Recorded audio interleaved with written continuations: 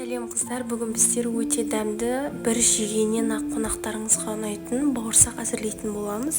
Ол үшін ең алдымен ыдысымызға 2 стакан осылай қайнаған суымызды құямыз. Кейін бөлме температурасында еріп тұрған сары майымызды саламыз. Сары майды ерітіп құюдың қажеті жоқ, осылай бүтіндей салсаңыздар, біздің қайнаған суымыздың үстінде өте тез еритін болады өзі.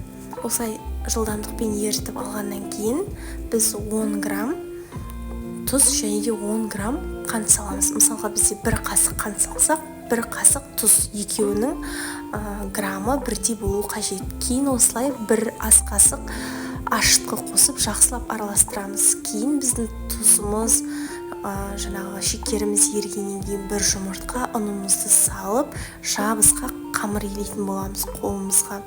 Кейін қамырымызды тындырып, 1 сағаттан кейін 1 иін қандырып, және де жарты сағаттан кейін алып, осылай бөліктерге бөліп қысып тұрған майымызда пісіріп аламыз.